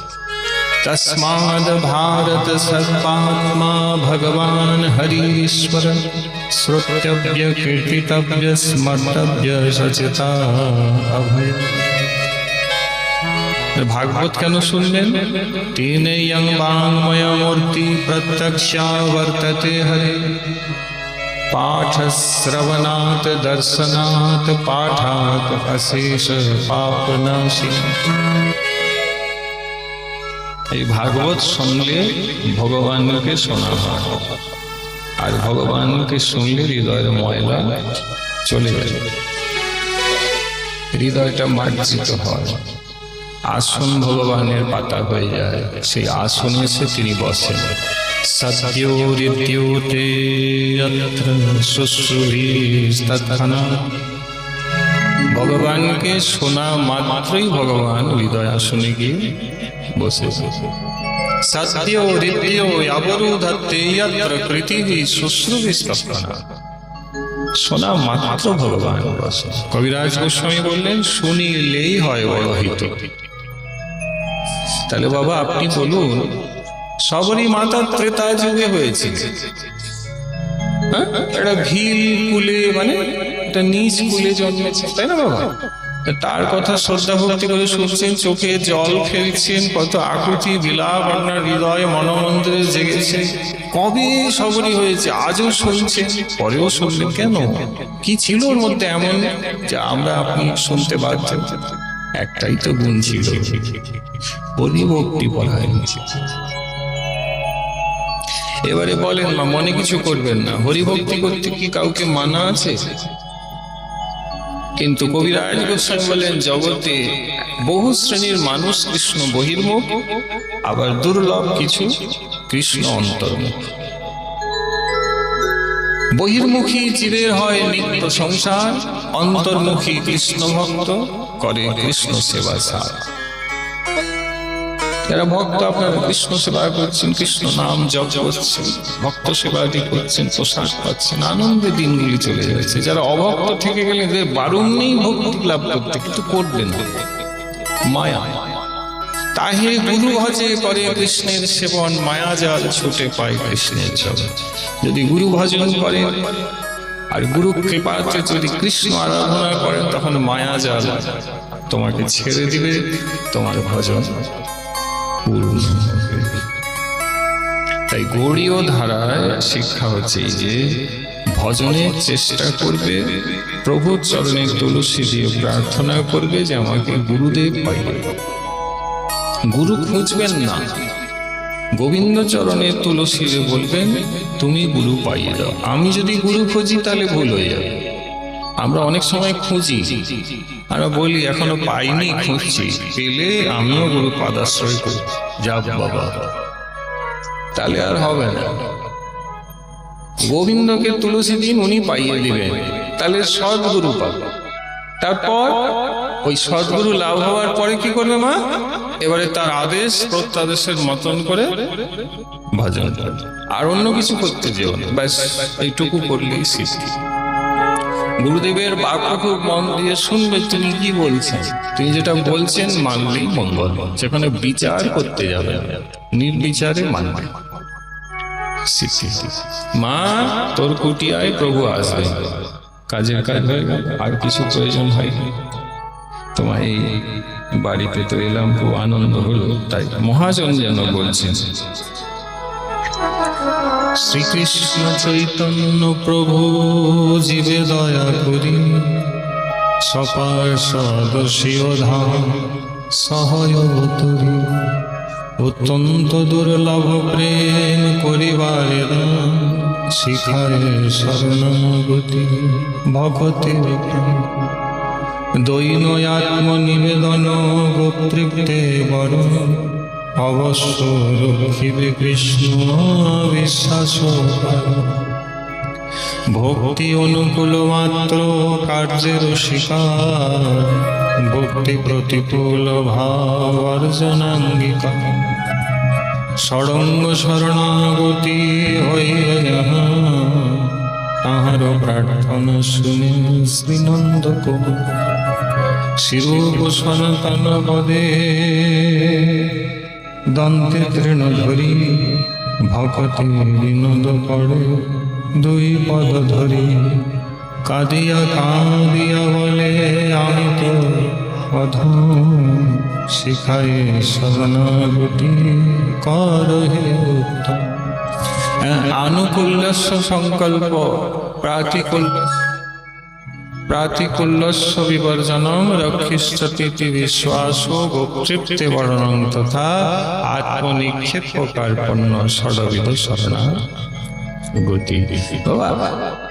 সবরই আপনি মায়েরা আছেন, তুমিও সবরই মীরা হতে পারো। আমরা মীরা কেন হতে পারি? মীরা গিরিধারীকেই ভালোবেসেছে, আমরা সংসারকে ভালোবেসেছি, এই জন্য মীরা হতে পাচ্ছি না। সবরই সব ছেড়েছে, ভজনকে ভালোবেসেছে, আমরা পাচ্ছি। সবরীর গুরুনিষ্ঠা অদ্ভুত ছিল, আমাদের নেই। তাই তফাৎটা এখানে পাচ্ছি। ধ্রুব প্রহ্লাদ হতে নিষেধ আছে? আজকাল ছেলেমেয়েরা ধ্রুব প্রহ্লাদ হতে পারে, খেলাধুলা না করে হরিনামে খেলতে পারে। প্রহ্লাদ হরিনামেই খেলাধুলা করেছে, কিন্তু আজকালকার ছেলেমেয়ে তার নিয়ে খেলবেন না। এর হেতু কি জানেন? এর হেতু মনে কিছু করবেন না। পিতা মাতা যদি ভক্তি পরায়ণ না হয়, তাহলে সন্তানের ভক্তি লাভ করা অনেক কঠিন আছে। সংস্কারটা ভক্তির আগেই বাবা মা দিবে। এবার বাবা মাই যদি ভক্তি পথের পথিক না হয়, তাহলে সন্তানের হওয়ার সম্ভাবনা নেই বললেই চলে।